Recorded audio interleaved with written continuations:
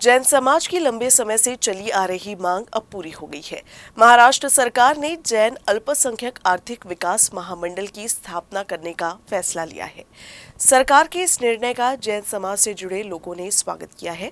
साथ ही निर्णय केवल चुनावी घोषणा भर ना रहे, इसके लिए जरूरी नीति और निधि का प्रारूप भी तैयार हो, इसकी भी मांग की जा रही है। महाराष्ट्र सरकार ने जैन समाज की वर्षों पुरानी मांग को मानते हुए जैन अल्पसंख्यक आर्थिक विकास महामंडल की स्थापना की घोषणा की है।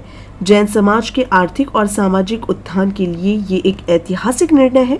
अखिल दिगंबर जैन के राष्ट्रीय सचिव नितिन नखाते ने राज्य सरकार के इस फैसले का स्वागत किया है। उन्होंने कहा कि इससे समाज के अंतिम छोर पर खड़े व्यक्ति को भी तरक्की के नए अवसर मिलेंगे।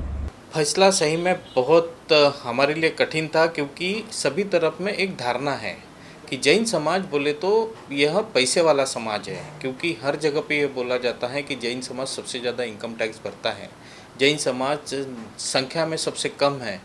पर उसके बावजूद भी हर एक सिक्के के दो बाजू होती है। एक तबका जो है जो पैसे से बहुत ही बलाढ्य है, पर एक तबका दिगंबर समाज का ऐसा है कि जहाँ पर फाइनेंशियली बहुत ही कमकुवत है।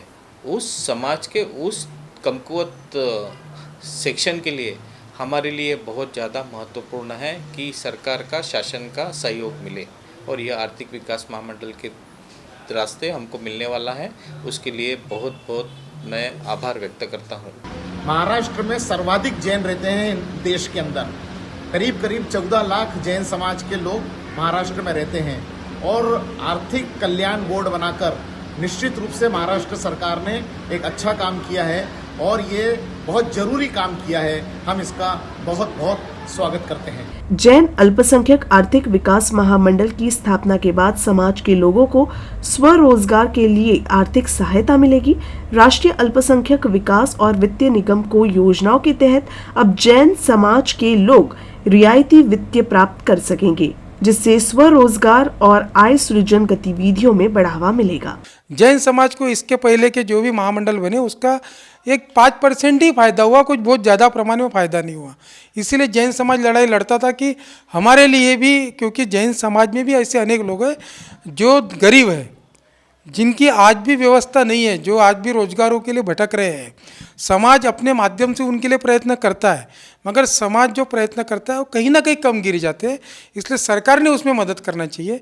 सरकार का दृष्टिकोण तो क्या था जैन समाज में, आपको बता दूं, ये दुधारू गाय थी।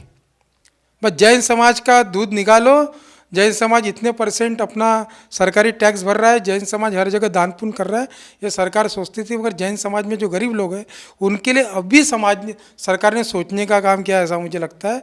राज्य में कुछ हफ्तों के भीतर विधानसभा चुनाव होने हैं।